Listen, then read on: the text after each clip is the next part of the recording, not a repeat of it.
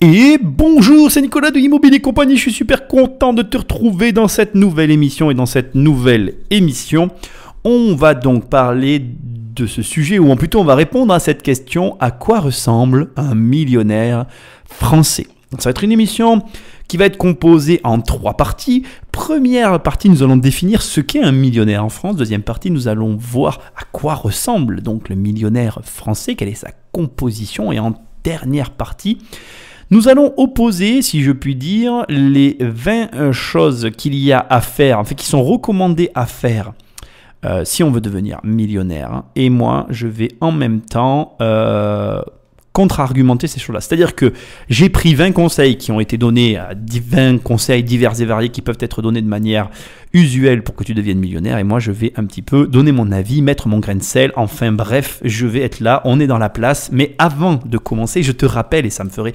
super plaisir que tu prennes le temps, ces quelques petites secondes, pour me mettre une note à ce podcast et me laisser un commentaire. Et, ça fait beaucoup, je sais, mais parle de cette émission à une personne autour de toi. Ça m'aide mais énormément. Tu dis: hey mec, file-moi ton téléphone, écoute ça, ça va changer ta vie, ça va changer la mienne, c'est génial. 30 secondes pour toi, ça change tout pour moi et ça me permet de continuer ce que je fais. Tu vois, c'est cool, c'est comme ça que ça marche, hein. On va pas... Bon, allez, en dehors de tout ça, toujours pareil, tu vas sur le site, si tu veux travailler avec moi, si tu te dis: bon, ce mec m'intéresse, j'aimerais qu'on bosse ensemble, j'aimerais qu'il fasse de moi un millionnaire, parce que oui, je peux faire de toi un millionnaire. Tu vas sur le site immobiliercompagnie.com, il y a un onglet programme, il y a un onglet livre, parce que j'écris des livres aussi, et tu achètes un livre ou un programme, et par ce vecteur, on va se rencontrer. Et oui, parce que quand tu prends un de mes programmes, j'ai pas assez communiqué là-dessus, mais en fait, tu as un accès inclus dans chacun des programmes pour venir passer une journée dans mes bureaux. Voilà, tout est dit et donc nous allons tout de suite attaquer. Alors, qu'est-ce qu'un millionnaire? Posons-nous la question. Qu'est-ce qu'un millionnaire? Alors, il y a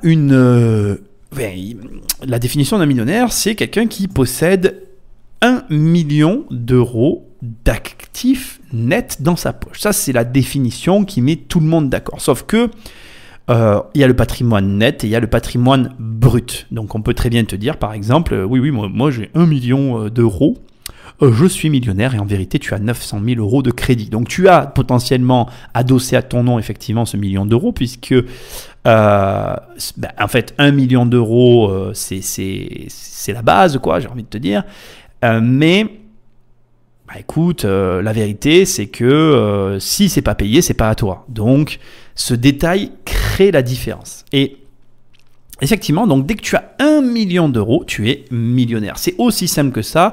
Et donc si tu soldes pour 1 million d'euros d'actifs, tu peux chanter sur les toits que tu es millionnaire, et c'est vraiment une réalité. Alors, je ne vais pas t'en dire plus sur ce sujet, parce que après, nous allons effectivement avoir à la fin, donc la 3e partie, des différents conseils, et je te donnerai justement un avis sur ce sujet, qui est une erreur que font beaucoup de personnes. En tout cas, beaucoup de personnes donnent des conseils et s'égarent sur le sujet. Je ne vais pas rentrer dans le détail pour l'instant, mais t'inquiète pas, on va en parler tout à l'heure. Donc voilà, millionnaire, c'est quelqu'un qui possède un patrimoine environ supérieur ou d'environ 1 million d'euros net, voire plus, enfin plutôt plus, parce que si tu n'as que 900 000 euros, bon, tu peux te considérer comme millionnaire, mais tu ne l'es pas vraiment en fait. Bon, bref, tu as compris l'idée. Bon.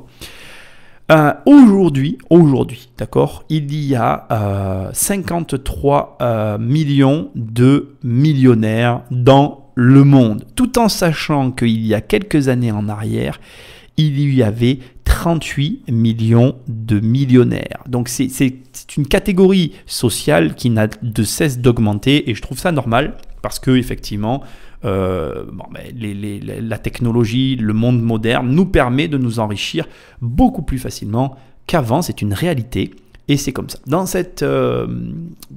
ces individus, j'allais employer un terme animal, mais dans ce groupe, d'accord, tu peux considérer qu'il y a à peu près 90 personnes, qu'est-ce que je raconte? J'ai dit 90%, 90% des spécimens, d'accord, sur les 53 millions de millionnaires, il y a 90% des individus qui détiennent entre 1 et 5 millions de dollars. Ce qui veut dire que dans la famille des millionnaires, le plus gros se situe entre 1 et 5 millions de dollars.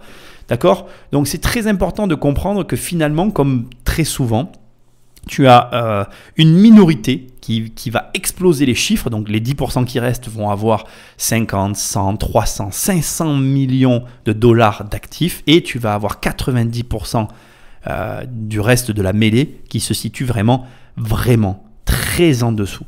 Ce qui veut dire que, alors encore une fois, la répartition est inégale. Et ce qui est intéressant, tu vois, ce qui est marrant, je vais ouvrir une parenthèse, parce que bon, dans notre pays, nous n'aimons pas les riches, n'est-ce pas?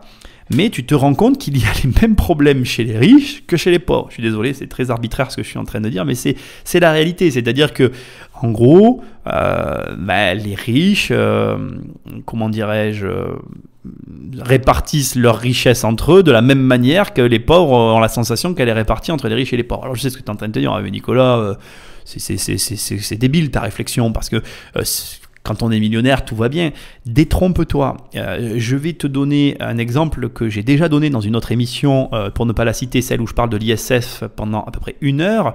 C'est toujours ce fameux cas d'école dont on parle à chaque fois, qui est le cas de l'île de Ré. Donc je prends un cas français, bien évidemment, mais il faut savoir que que si tu possèdes une maison à l'île de Ré, tu te trouves donc carrément, mais dans les 90% de ces individus qui détiennent entre 1 et 5 millions de dollars d'actifs, et pour autant tu n'es absolument pas riche. Même, j'ai envie de te dire, tu es dans la merde, mon ami, tu es dans la merde, j'aimerais pas être à ta place. Bref, l'idée c'est de bien comprendre que effectivement, tu ne peux pas considérer que parce que tu es millionnaire, tu n'as pas de problème.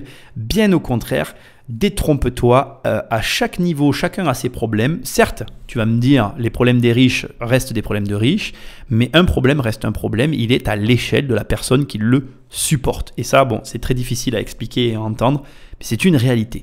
Bon, continuons sur les chiffres, parce que j'ai envie de te donner des données intéressantes dans cette... j'ai envie de te donner des données, c'est pas très cool. J'ai envie que tu aies des informations qui sont intéressantes. 1,7 million de millionnaires en France. Voilà, je voulais que tu saches combien sur les 53 millions finalement de millionnaires il y a dans le monde. Ben, voilà la répartition, il y en a 1,7 qui sont français. Alors, tu serais peut-être intéressé de savoir la répartition mondiale. Je n'ai pas envie de rentrer dans ce détail, sinon l'émission va durer des heures. Sache simplement que la grande majorité des millionnaires comme des milliardaires, enfin la grande majorité des richesses est acquise, détenue par des pays anglophones. Donc partout où ça parle anglais. C'est d'ailleurs pour ça que quand tu crées une société dans un pays anglophone, tu vas tout de suite faire beaucoup plus d'argent que dans n'importe quelle autre langue. Après tout, c'est une langue universelle. Ça te permet de toucher le monde entier. Petit, comment dirais-je, mémorial, retour en arrière, petite parenthèse. Je veux juste que tu saches que le premier milliardaire, c'est bien évidemment notre ami John Davidson Rockefeller. J'ai un lien tout particulier avec cette personne. Il est très simple ce lien, tu vas comprendre. En fait, en réalité, tu ne le sais peut-être pas. Je n'ai jamais parlé de ça d'ailleurs à aucun moment. Ma chaîne YouTube a été créée il y a quand même une paire d'années, ma chaîne YouTube, et c'était moi qui avais mis en ligne un reportage sur la famille Rockefeller qui avait été remis en ligne. Et moi, mon reportage avait fait, je dois pouvoir te donner les chiffres parce que j'y ai accès en fait, j'avais fait des centaines de milliers de vues avec ce reportage à l'époque. Et c'est vrai que du coup, ma chaîne est très bien référencée sur les Rockefeller. C'est d'ailleurs pour ça, c'est pour la petite histoire, comme ça tu vas apprendre des choses dans cette émission. C'est d'ailleurs pour ça que j'avais fait une émission, enfin une espèce de mini truc bizarre sur Rockefeller, que d'ailleurs certains n'avaient pas vraiment compris pourquoi j'avais fait ça sur ma chaîne. Bien voilà, en fait tout simplement, à l'époque, quand j'avais en tout cas commencé, j'avais effectivement mis ces reportages. Alors pour te donner les chiffres, je vais te les donner tout de suite. Donc concernant ces vidéos, il y en avait 3 et les 3 vidéos représentent à elles seules plus de 300 000 vues cumulées. Voilà. Et c'était mes premières vidéos. La date de sortie de ces vidéos, c'est 2013. Et donc c'est pour ça que ma chaîne pendant très longtemps a été très bien référencée sur les noms de Rockefeller. Voilà. Et bon, je reviens à nos moutons. John Davidson Rockefeller a été l'homme le plus riche du monde et qui a donc été considéré comme milliardaire. Parce qu'à l'époque, quand il est devenu l'homme le plus riche du monde, c'était lui qui avait la fortune la plus colossale. Même si, j'en parle d'ailleurs dans le petit reportage que j'avais fait, à cette époque-là, il y avait Andrew Carnegie, je ne sais pas comment il faut dire, qui lui aussi avait quand même, enfin qui je pense d'ailleurs était sûrement, c'est pas je pense, c'est les documents qu'on a, qui était sûrement le premier milliardaire, mais qui n'a pas été aussi, je ne vais pas dire médiatisé, mais il n'a pas eu la même aura que John Rockefeller, et donc du coup, bon, ben, c'est notre ami John qui lui a hérité un petit peu de ce premier symbole de milliardaire. Voilà, le vrai premier milliardaire, c'est John Davidson Rockefeller, celui qui a été le plus connu. Ok ? Donc maintenant, on va se pencher sur la deuxième partie de cette émission. On va voir, maintenant qu'on a défini ce qu'était un millionnaire, on va voir vraiment comment se compose un millionnaire. Alors, déjà, avant qu'on attaque cette partie-là, c'est vachement important que tu intègres une notion hyper importante, c'est que la structure de tous les patrimoines se décompose de deux façons. Tu as d'un côté des flux et ça s'oppose avec le stock. Il faut comprendre que ce qu'on appelle un flux, c'est un revenu, c'est qu'est-ce qu'on gagne tous les mois. Et ce qu'on appelle le stock, c'est ce que je te disais tout à l'heure, cette notion d'actif. Et du coup, ce que tu dois arriver à bien intégrer dans ton esprit le plus rapidement possible, c'est vraiment que le flux et le stock peuvent n'avoir aucun lien entre eux, comme ils peuvent avoir des liens entre eux. Ça, c'est la première des notions que tu dois intégrer. Et ensuite, tu peux très bien posséder que l'un ou que l'autre, et pour autant ne pas être considéré comme riche. Alors, je vais tout de suite, je crois que je vais commencer par là. Je vais commencer par te donner une règle mathématique, si je peux dire, en tout cas une règle reconnue qui fait que, on va dire que tu fais partie des 1%. Tu sais, ce fameux 1% dont tout le monde parle. En français, on est bien d'accord. Moi, je parle de la France. Je suis en France, tu es en France, on est en France. Après, ce que je te donne là, c'est différent dans tous les pays. Je ne suis pas là pour parler d'autres pays. Moi, je parle de la France. Donc, en France, pour faire partie des 1%, ok, il te faut un revenu annuel, ou en tout cas une masse de flux, un flux, voilà, égal ou supérieur à 90 000 euros par an. Donc, si tu gagnes 90 000 euros par an, tu commences à rentrer dans la tranche du 1%, mais tu n'y es pas. Il faut après y opposer le stock. 90 000 euros par an, peut-être que tu te poses la question, c'est 7 500 euros par mois. Donc si tu as 90 000 euros par an de revenus, tu es dans la catégorie, en tout cas tu es à 50%, tu as un pied dans la catégorie des 1%. Maintenant, la deuxième partie qui est, j'ai envie de te dire, indissociable pour arriver vraiment à être dans les 1%, c'est d'avoir plus de 2,5 millions d'euros nets d'actifs. Donc ça veut dire que tu retires toutes tes dettes, tu regardes l'ensemble de ce que tu possèdes et tu dois avoir plus de 2,5 millions d'euros nets d'actifs. Et si tu as ces deux éléments dans ton patrimoine, alors tu fais partie des 1%. Welcome, bienvenue dans le monde des riches. Mais est-ce que tu es riche? On va en parler, t'inquiète pas, c'est un petit peu le sujet. On va maintenant repartir de la base, on va commencer par les flux. Et après, on parlera du capital, même s'il y a beaucoup moins de choses à dire, on va être très clair. Donc, je vais te donner maintenant tout de suite un petit peu des chiffres avec un petit peu voilà, des éléments qui peuvent être, je pense, intéressants pour toi. Alors, en gros, le revenu médian dans notre pays, on va partir sur le SMIC, on oscille entre 700 et 1500 euros. Pourquoi je prends des revenus aussi bas? Parce que tu vas me dire, non mais Nicolas, le SMIC c'est 1100, je ne connais pas le montant précis. Moi j'avais 1086 euros en tête, mais je sais que ça a évolué depuis, donc ça a un petit peu augmenté. Mais j'ai ce chiffre en tête, d'accord? D'ailleurs, je parle de revenu médian, ma langue a fourché, je vais reprendre. Donc le SMIC c'est dans les 1080 euros, peut-être un peu plus, et puis tu as un revenu médian en France qui, en fonction des personnes avec lesquelles tu parles, et évolue. Moi j'ai en tête... Et je n'ai pas fait de recherche là-dessus parce que je sais que ce chiffre est discutable. Moi, on va partir sur 1800 euros. Pour moi, c'est ça le revenu médian. Voilà. Mais c'est discutable, c'est une question de tout un tas de choses. Mais on va partir sur ces données-là. Et après, tu les ajustes un petit peu en fonction de quand tu écoutes et des évolutions. D'accord ? Il faut savoir qu'une personne seule en France, elle peut gagner de 700 euros. Moi, j'ai été étudiant et j'ai gagné 746 euros par mois en étant à mi-temps. Je faisais un 25 heures. J'ai vécu cette vie-là. Et j'étais pas malheureux, hein. Attention, hein. Moi je veux que les choses soient claires. Je suis pas un mec qui va se plaindre déjà au départ, j'ai agi pour pas avoir à me plaindre. Et deuxièmement, j'étais pas malheureux, hein. Voilà, j'ai gagné cette somme-là. Ok, j'avais fait des investissements avant, j'en ai fait après et j'en ai fait pendant. Il faut que tu saches qu'avec ce revenu-là, j'ai fait des investissements. Il n'y a rien qui doit t'arrêter. La réalité, c'est que pour bien jouer à un jeu, on joue avec le jeu qu'on a. Pas si tu comprends ce que je veux dire, mais se plaindre ne sert à rien. Faire avec ce qu'on a, c'est l'idéal. Petite parenthèse, un jour j'ai un client qui m'appelle, il était dégoûté, il avait droit à 50 000 euros de crédit. Il m'a dit, j'ai droit qu'à 50 000 euros, je vais rien pouvoir faire. J'ai dit non, tu as droit à 50 000 euros, c'est génial, on va faire avec.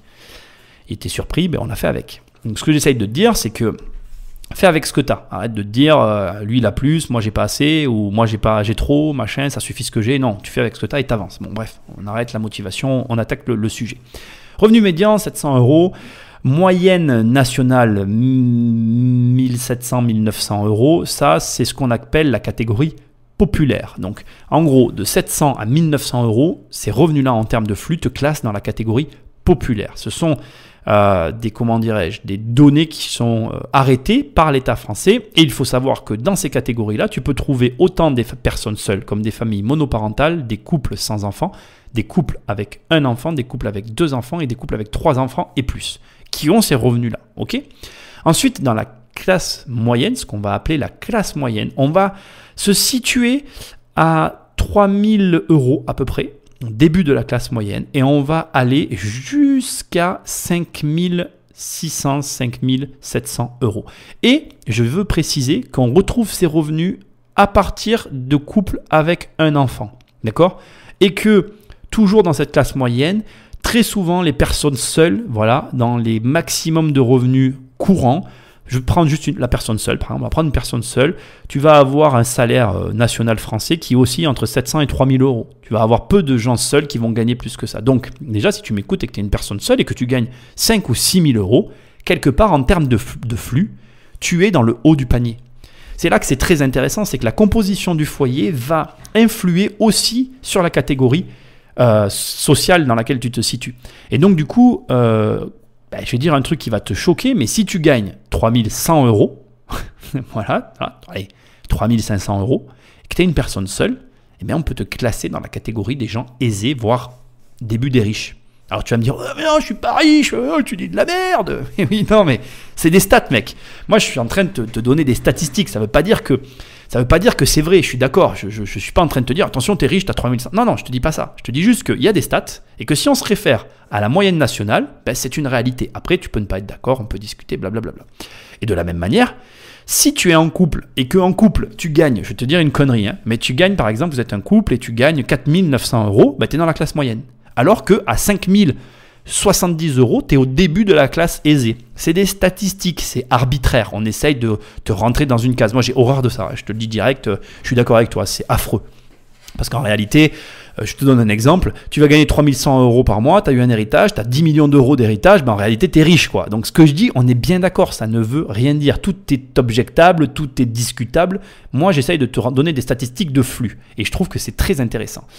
Donc, la réalité de la statistique, c'est que au-delà de 3500 euros, je vais un peu augmenter les stats que j'ai devant les yeux, en gros, tu es dans la catégorie riche si tu es une personne seule.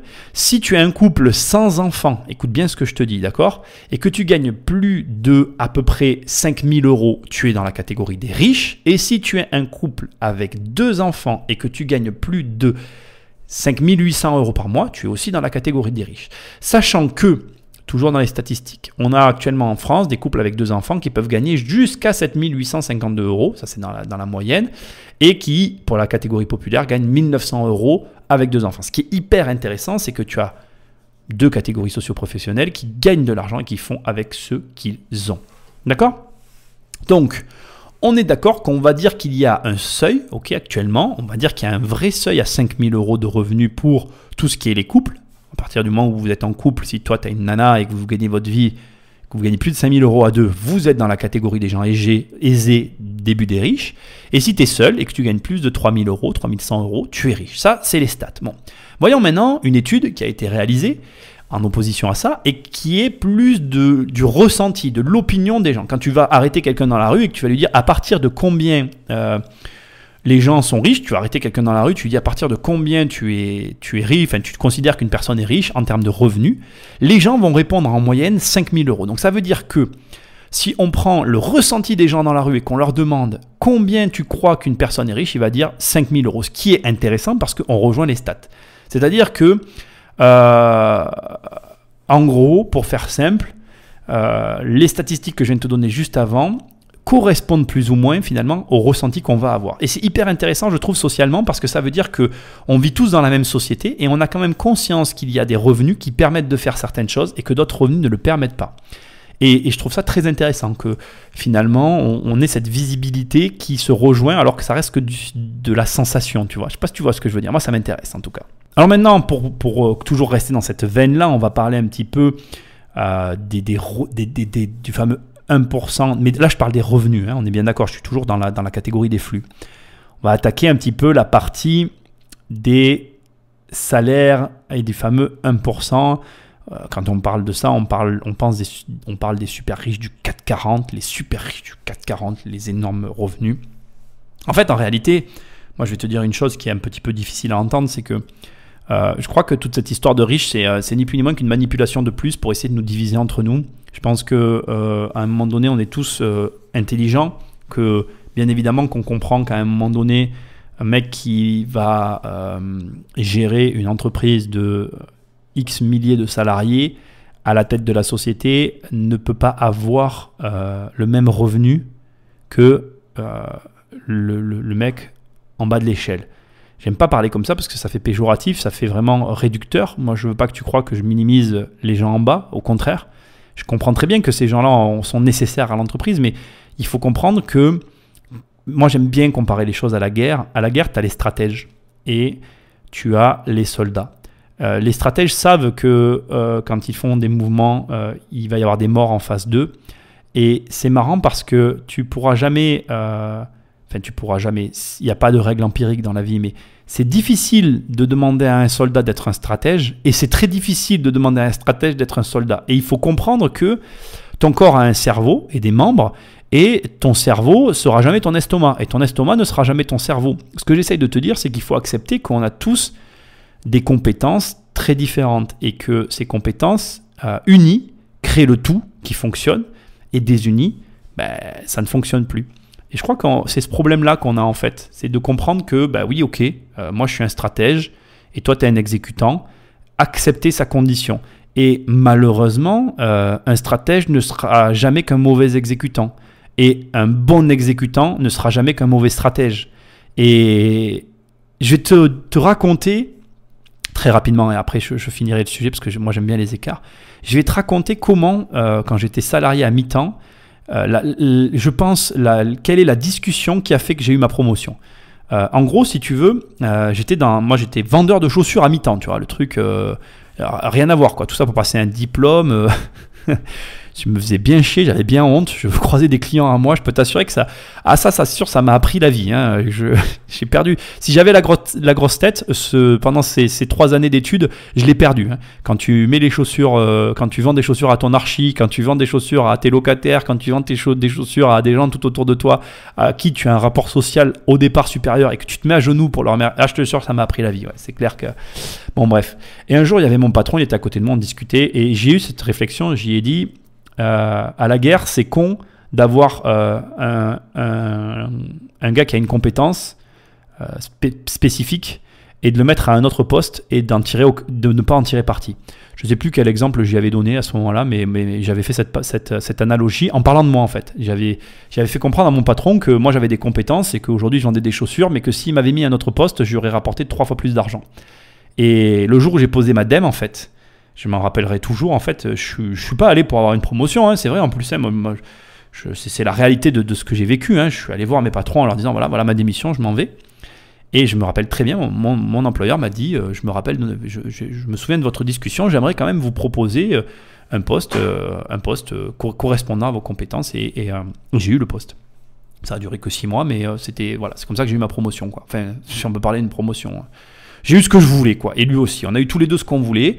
Et j'ai été payé pour ça, et lui a gagné de l'argent, plus d'argent avec moi à ce poste qu'à mon ancien poste. Et ce qu'il y a de très amusant, c'est qu'on fait la même chose avec les riches. Et le lien avec mon histoire de flux, c'est que la question que maintenant on doit se poser à ce stade, c'est est-on réellement riche avec 3, 5 ou 10 000 euros? Est-ce que c'est ça, être riche? Est-ce que tu penses que c'est ça la richesse?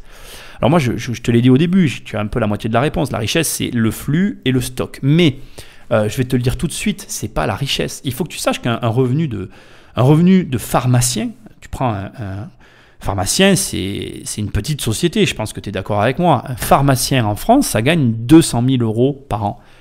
C'est à peu près les mêmes revenus qu'un notaire. Les notaires gagnent un peu plus que ça.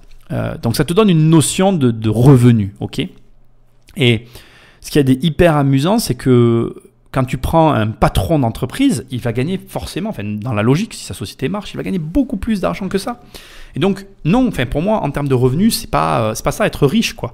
Et je crois que ce qui est hyper intéressant avec la France, c'est que les vrais riches, le fameux 1%, n'a pas intérêt à ce que les autres sachent la réalité de la chose. Et je crois que notre problème vient du fait qu'on accepte mal cette réalité-là. Le fait que certaines personnes vont être capables de gagner beaucoup plus d'argent que d'autres. Bref, je vais arrêter avec les flux parce que ça pourrait durer des heures. C'est un sujet que j'adore.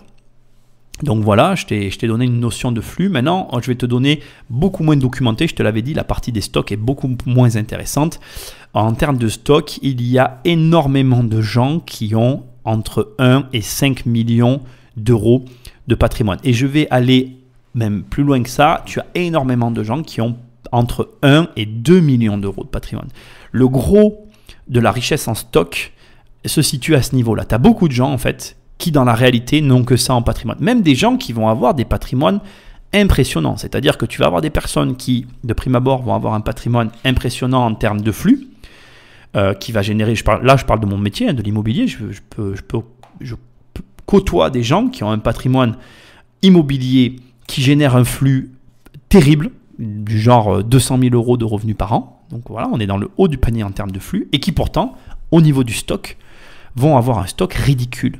Et ça, c'est hyper intéressant comme réflexion, parce que là, tu commences à comprendre qu'en réalité, il y a une décorrélation qui est réelle entre le flux et le stock, comme il peut y avoir une corrélation réelle entre le flux et le stock. Et tu as aussi, à l'inverse, des personnes qui vont avoir un stock énorme, donc 10, 15, 20 millions d'euros en stock, et qui vont avoir un flux de zéro, lié à zéro. Je te donne un exemple, tu vas posséder un château que tu obtiens en héritage familial qui est à ton nom propre, eh bien tu te retrouves avec le stock que je suis en train de te dire. Alors le château, c'est un mauvais exemple parce que tu peux effectivement le monétiser, mais tu as des choses que tu peux détenir et qui n'ont aucune production de flux.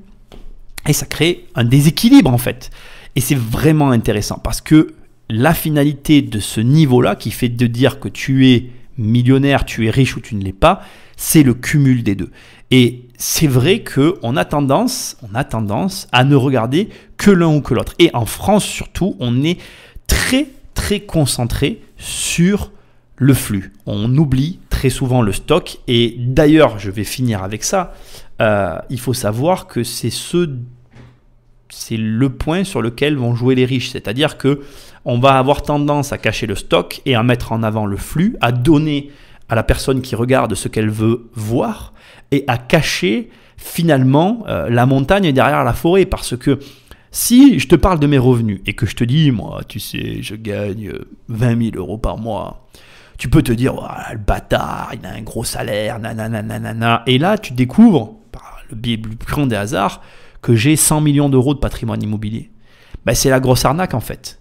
Parce que je dissimule mon stock derrière mon flux et mon stock est largement plus impressionnant que mon flux. Et tu peux même faire l'inverse. Alors pas en France parce que c'est pas un pays qui s'y prête, mais voilà des réflexions qui sont intéressantes, comprendre ces mécanismes. Et je crois qu'on est toujours le pauvre d'un autre et le riche d'un autre parce que justement on se concentre que sur un seul de ces aspects alors qu'en réalité c'est le tout qui donne le résultat et non un seul de ces points-là.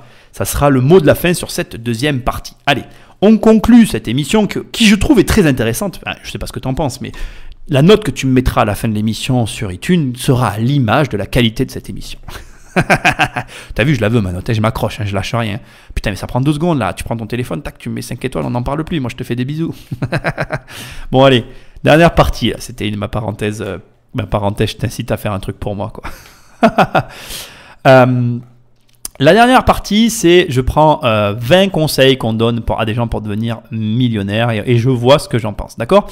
Alors, se concentrer sur les profits. D'accord? Donc, c'est, on va dire, un conseil qu'on peut donner à quelqu'un pour qu'il devienne millionnaire. Donc, l'idée, c'est de dire, tu vas te concentrer sur l'argent que tu gagnes. Alors, je suis complètement d'accord, bien évidemment, qu'il faut se concentrer sur l'argent que tu gagnes, mais pas que. C'est, pour moi, une des grosses erreurs que font beaucoup de personnes qui convoitent le million, qui convoitent les millions, qui convoitent l'argent. Ils se concentrent sur les profits et donc sur les flux, ce dont on vient de parler, et ils en oublient le stock. Il faut te concentrer sur l'ensemble. Et l'idée, c'est bien évidemment d'arriver à corréler les deux. Mais ça, selon ce que tu vas faire, c'est compliqué. Un autre conseil qui est très courant et qu'on donne très souvent, c'est développer de multiples sources de revenus. Alors, c'est un très très bon conseil, mais il est tout le temps imparfait ce conseil parce que la vérité, c'est que c'est l'histoire que nous ont dit tous nos parents, ne mets pas tous les œufs dans le même panier. Ne mets pas tous les œufs dans le même panier. J'ai redit la phrase parce que c'était mal dit. En fait, oui, c'est vrai. C'est un très bon conseil. Multiplie tes sources de revenus. Mais moi, j'ai un petit complément à te dire. Au départ, tu vas devoir appuyer très fort sur une source de revenus pour ensuite développer les autres. C'est-à-dire que tu vas devoir malheureusement créer un déséquilibre pour créer, encore, je remplace ce mot, mais pour arriver à créer autour d'une chose, une vraie expertise, un vrai pilier sur lequel t'appuyer. Et après, autour de ce pilier, tu vas développer le reste. Tu ne peux pas, en tout cas difficilement, tout mener de front. Et ça, il faut l'accepter. On en a envie, on pense que c'est possible, mais c'est compliqué. Alors, changer la manière de voir l'argent. Alors ça, c'est un très bon conseil. C'est vrai que, bon, pour le coup, c'est un conseil qui est vraiment français, hein, j'ai envie de dire.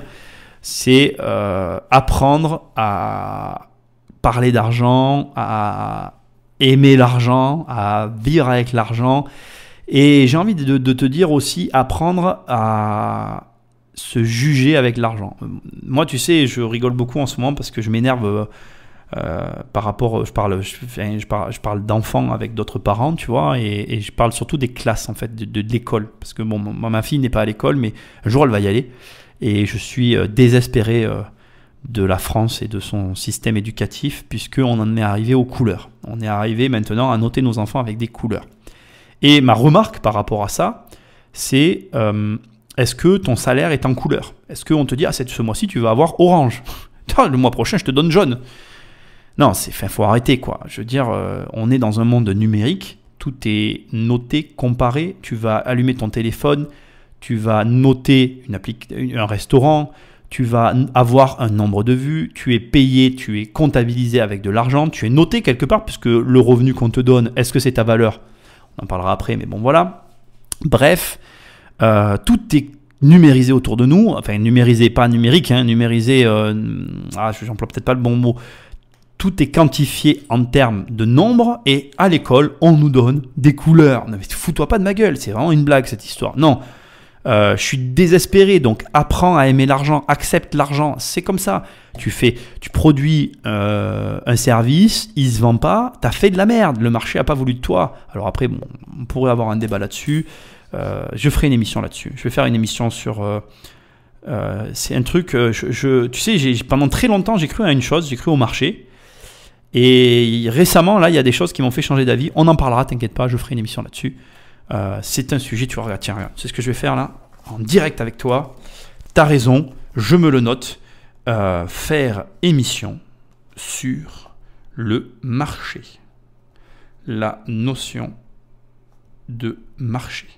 En gros, je vais t'expliquer ça dans une autre émission, sinon celle-ci va durer trop longtemps. Ça fait déjà pas mal. Hein.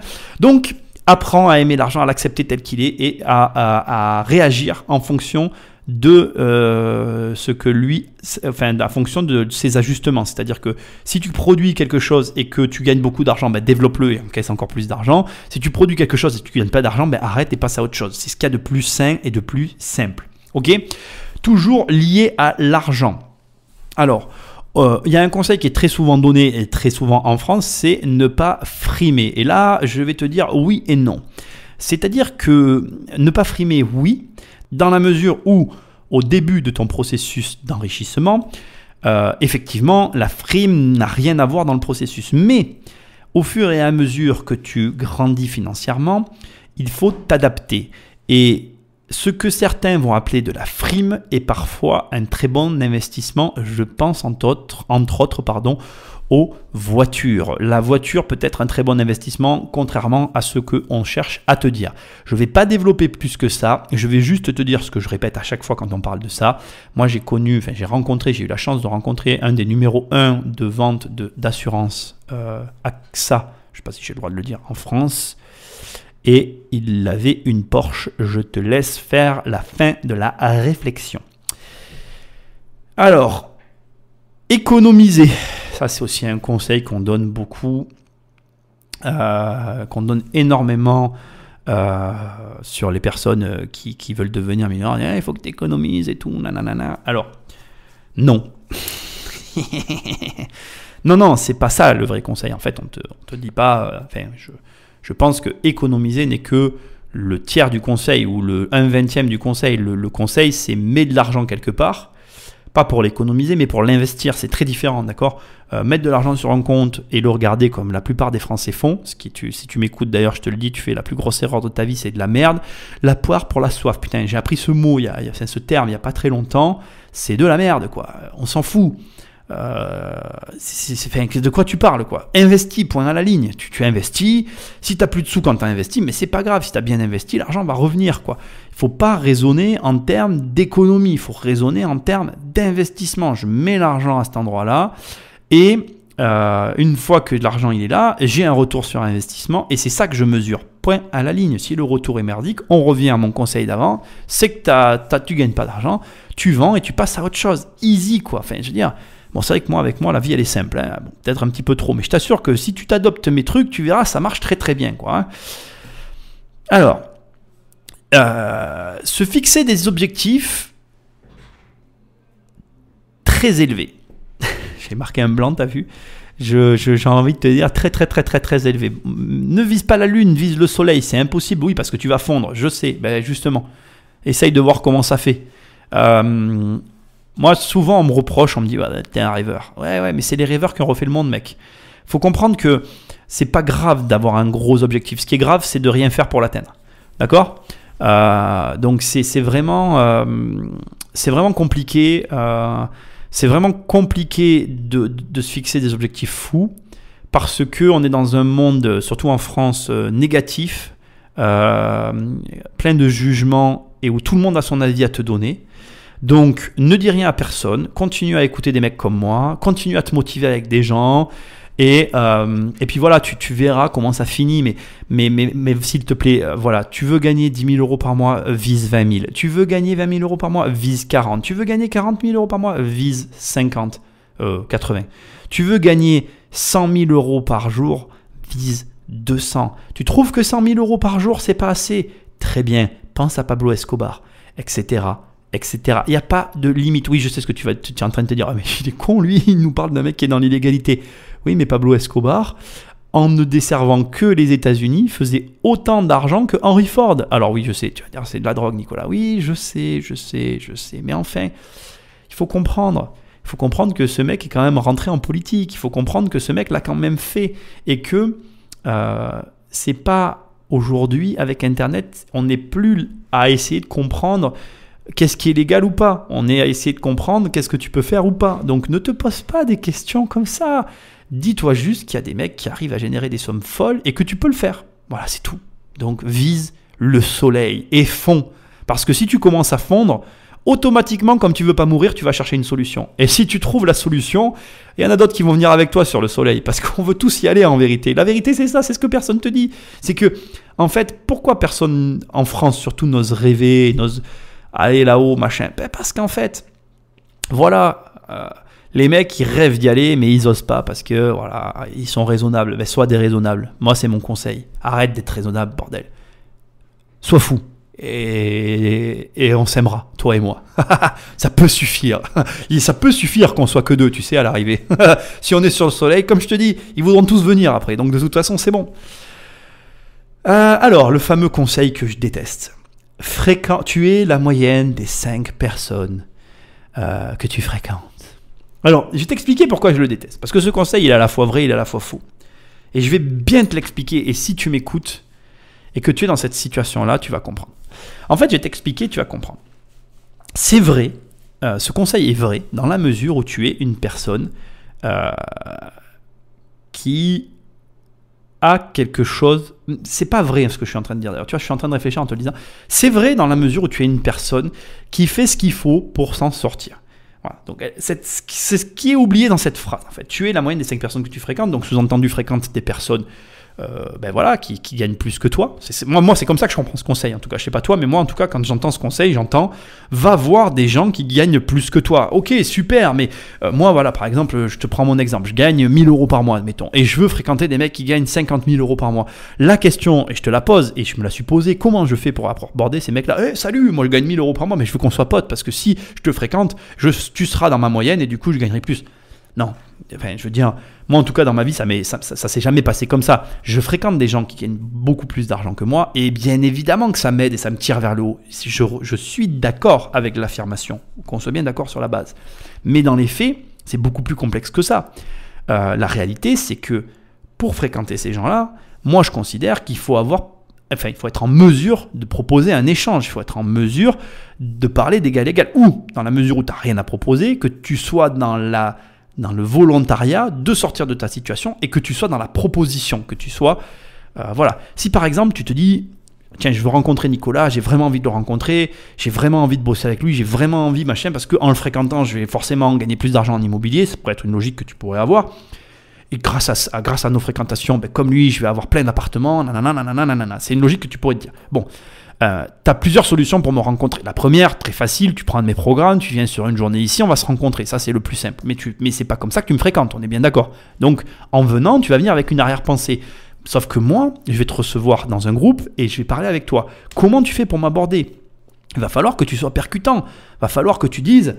que tu sortes un truc du genre, soit tu vas sortir un truc du genre, je vais prendre mon cas, excuse-moi, hein, c'est un peu facile, mais soit tu vas sortir, tu as une compétence qui va m'intéresser, on va en parler, tu vas me proposer une association, etc. Là, ça va marcher. Mais par exemple, moi il y a des gens qui me disent, ouais, on va s'associer, on va faire des opérations ensemble, mais ça, j'en ai pas besoin. Moi, je reçois des mails, de plus en plus de mails, voilà.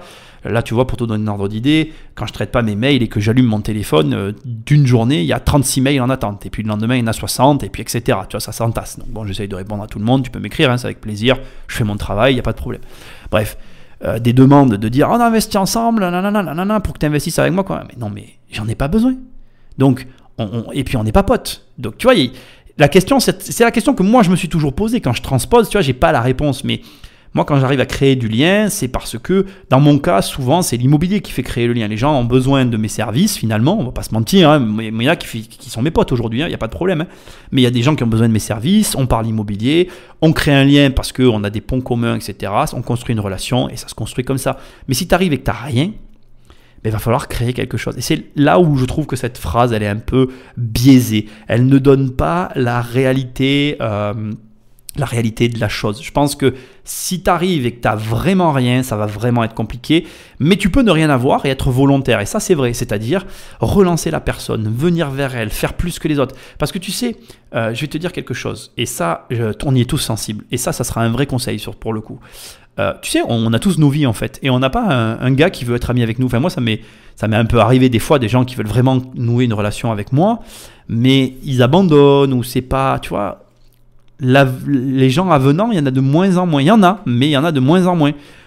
Tu sais, Tu connais peut-être Enzo, et d'ailleurs Enzo Honoré, si tu m'écoutes, voilà, on s'apprécie vraiment, et c'est réel ce que je suis en train de dire. Enzo, il y a réellement un truc que j'ai apprécié chez ce garçon, et c'est pas explicable en fait, et il n'y a pas toujours des explications à ça, mais il y a cette espèce, et je pense que je suis pas le seul à avoir ressenti ce truc-là pour ce jeune-là, on n'a pas beaucoup d'écart, mais pour ce mec-là, c'est parce que il a une espèce d'enthousiasme, il est avenant, il va m'écrire de temps en temps, c'est un gars qui crée de la relation, tu vois, et ça, c'est bonnard. Et d'ailleurs, contacte-le, c'est un gars, il a des trucs à t'apprendre sur ce sujet-là. Ce mec-là a des trucs à t'apprendre. Donc, voilà, c'est vrai que il faut, si tu n'as vraiment rien, que tu développes ces compétences-là. C'est très difficile. Je te conseille de lire le livre de Dan Carnegie, Comment se faire des amis. Moi, je l'ai lu ce bouquin. Très bon livre. De très très bons conseils. Vraiment. Un livre à lire absolument. D'ailleurs, il y a des grands trucs que j'ai gardés, tu vois, et que c'est des défauts que j'arrive pas à mettre en place. Je connais beaucoup de monde, en fait, parce que avec mon humble carrière sportive, il m'arrive encore d'être reconnu par rapport à la natation. Et c'est vrai que ça fait plaisir, mais surtout, je connais des gens, en fait, et du coup, j'oublie toujours les prénoms. Et c'est très con, mais ne pas oublier le prénom de quelqu'un que tu rencontres, ça a énormément d'importance. Ça, tu vois, c'est un des trucs qui m'a marqué dans le livre de Dale Carnegie, mais bon, bref, voilà. Bref, ça c'était pour la partie des 5 personnes, c'est le fameux truc que je déteste. Bon, il y a un truc qu'il faut que j'aborde, et c'est le moment de l'aborder, c'est forme-toi. Forme-toi, investis sur toi. C'est quelque chose qui est vrai. Je ne peux pas dire le contraire. Moi, je suis quelqu'un qui lit beaucoup de livres. Je suis quelqu'un qui adore apprendre. J'ai toujours appris. J'ai repris mes diplômes sur le tard. Voilà. Je suis obligé de reconnaître que c'est vrai. Et je sais qu'en France, on n'est pas du tout axé là-dessus. Pour te donner un ordre d'idée, les États-Unis sont le premier pays, en tout cas sont le pays où les personnes investissent le plus d'argent dans leur éducation. C'est le premier pays au monde où il y a le plus d'investissement sur l'éducation qui est faite sur une personne. Alors, c'est un mauvais exemple puisque là-bas l'école est payante, mais les Américains ont très vite compris que payer pour de l'information, ça avait de la valeur. Et à l'inverse, notre système à nous en France est construit à l'inverse puisque tout est gratuit chez nous et donc fatalement tu comprends que chez nous l'information n'a aucune valeur. Mais pour autant, essaye de comprendre. Je vais te donner un exemple qui est très amusant. Combien tu me payerais pour avoir les codes d'accès de mes comptes en banque? Alors, mais c'est ça tout l'enjeu, tu vois. J'adore cette question. Je te jure, elle est énorme. Réfléchis-y 2 secondes. Tu sais que j'ai des appartements. J'en ai plusieurs. Donc, tu sais qu'il y a un fonds de roulement. Tu peux trouver globalement, tu peux te faire une idée du nombre d'apparts que j'ai. Parce que si tu regardes mes vidéos, celles qui restent, normalement, si t'es pas trop con, tu dois pouvoir y arriver. Tu dois pouvoir calculer à peu près le fonds de roulement que j'encaisse. Tu dois pouvoir y arriver aussi. Je pense que c'est pas impossible. Tu dois pouvoir te faire une idée de l'argent qu'il y a sur les comptes. Ça c'est plutôt difficile, je le reconnais, mais tu dois quand même pouvoir t'en faire une idée. Et donc, je te pose la question, à ton avis, combien vaut mes codes d'accès? Je veux dire, mes codes d'accès, c'est des chiffres et des lettres. C'est juste une information, en fait. C'est une information qui est notée quelque part dans mon cerveau, qui est notée dans une application verrouillée, qui est notée quelque part, et que je peux te transmettre. Rien m'empêche aujourd'hui de te vendre cette information. Je te dis, ben voilà, je te donne mes comptes d'accès, tu pourras faire des virements. Voilà mes codes. Et tu peux faire ce que tu veux pendant une journée, voilà. Et tu peux même les changer, je suis niqué, etc. Mais pose-toi la question, combien tu payerais ça? Et tu vas voir que si tu te mets sincèrement à faire l'exercice, tu vas donner une valeur à ce truc-là. Tu vas te dire, ben, c'est vrai qu'en fait, ces codes, je donnerais tant. Donc c'est un mot, c'est quoi? C'est même pas un mot, c'est une succession de lettres et de chiffres. Ça n'a aucun sens, c'est une information qui n'a aucun sens. Je te donne un truc qui n'a aucun sens. Et pourtant, tu payerais pour l'avoir parce que tu sais que derrière, le prix que tu le payerais, tu serais capable d'avoir un retour sur investissement parce que tu te ferais un virement qui serait supérieur au montant que tu m'aurais donné. Donc ça prouve la valeur des informations. Et si tu arrives à comprendre ce mécanisme, bah, tu comprends que ça a une valeur. Par contre, et je vais le reconnaître, c'est un mécanisme qui est très dur à intégrer. Et ça, je le reconnais. Et pour autant, quand tu franchiras ce pas-là, il faut que tu le fasses à ton rythme. Si tu n'es pas prêt d'investir dans des programmes, dans des trucs, ne le fais pas. Fais-le le jour où tu es prêt. Mais le jour où tu seras prêt à le faire et que tu vas commencer à le faire, tu vas comprendre tout ce que tu as raté en fait. Et là, tu vas mesurer l'erreur que tu as pu faire, etc., etc. Allez, on termine avec le dernier truc. Je t'en ai parlé, je t'ai teasé cette dernière partie qui sera le vrai conseil, le conseil de cette émission, le truc que je veux que tu gardes en tête. Ok ? J'ai fait une vidéo qui s'appelle 1 million où je t'ai dit qu'il fallait le plus vite possible avoir 1 million d'euros de patrimoine et je pense qu'il te faut avoir effectivement le plus vite possible 1 million d'euros de patrimoine. Mais c'est aussi un mensonge parce que la vérité, c'est qu'il te faut viser les 10 millions d'euros de patrimoine. Il te faut avoir 10 millions d'euros de patrimoine. C'est très très important, écoute bien ce que je suis en train de te dire. En fait, la vérité, c'est pas le million, c'est les 10 millions. Et je vais te l'illustrer avec un truc tout simple. Tu sais, à un moment donné, je ne vais pas me cacher, je n'ai pas honte. J'avais pensé faire une formation sur YouTube. Parce qu'en fait, YouTube, j'ai tellement... je kiffe cette application et je continuerai à faire des vidéos. Hein. Ne crois pas que je ne vais plus faire de vidéos. Bien au contraire, hein, ce n'est pas du tout ce que tu peux t'imaginer. Tu vas voir. Tu vas comprendre. Ce n'est pas la question. Et tu sais, sur YouTube, sur toutes les applications que tu peux imaginer, on te dit très vite... on t'explique qu'il te faut avoir 1000 vrais fans. Je ne sais pas si tu l'as déjà entendu cette phrase. Il te faut avoir le plus vite possible 1000 vrais fans. Et je vais te dire un truc, c'est un mensonge en fait. C'est pas vrai. En réalité, il te faut avoir 10 000 abonnés pour avoir tes 1000 vrais fans. Tant que tu n'as pas tes 10 000 abonnés, tu n'as rien. Quand tu auras les 10 000, là tu auras tes 1000 et du coup, conséquence, ça va commencer à marcher.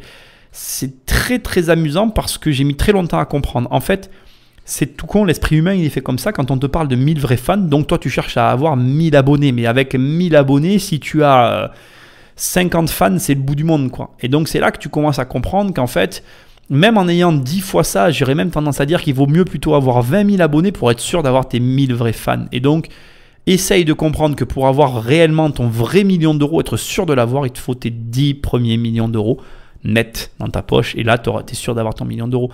Et voilà, c'est tout, il n'y a que ça, j'ai rien d'autre à ajouter. Ne vise pas simplement le million. Bien sûr que c'est bien d'avoir un million, bien sûr que de dépasser le million ça change les choses et ça commence à avancer pour toi, mais ne te voile pas la face. Le vrai objectif c'est les 10 millions et tu dois avoir 10 millions de patrimoine pour commencer à peser dans le game et tu commences juste, tu es loin du compte. Donc voilà. C'était le dernier conseil, c'est ce dont je te parlais à un moment donné, que je t'ai dit que je t'en parlerai plus tard. Donc, la question, à quoi ressemble un millionnaire français? On y a déjà répondu. C'est finalement quelqu'un qui a, je te le rappelle, au moins 2,5 millions d'euros net de patrimoine et plus de 5 000 euros de revenus. Donc, enfin, plus de, on va dire plutôt, moi je suis parti sur 90 000 euros de revenus annuels parce que c'est pour moi la vraie barre de la richesse, en tout cas la barre qui te fait rentrer dans les fameux 1%. Après, il y a plein de subtilités, on les aura vues ensemble. Je t'ai donné ensuite dans cette émission, finalement, j'ai réagi à tous les conseils qu'on peut te donner pour devenir millionnaire. Tu as une très longue émission et tout ce qu'il faut pour le devenir à ton tour. Si tu aimes mon état d'esprit, eh bien, pense à noter cette émission. J'arrête pas de te le répéter, mais c'est tellement important pour moi. Tu peux travailler avec moi sur le site, tu peux faire tout ce que tu veux, on peut se rencontrer si tu prends un de mes programmes. Tu sais que j'adore passer ce temps avec toi. Moi, je te dis à très bientôt dans une prochaine émission. Je te fais les bisous. Salut.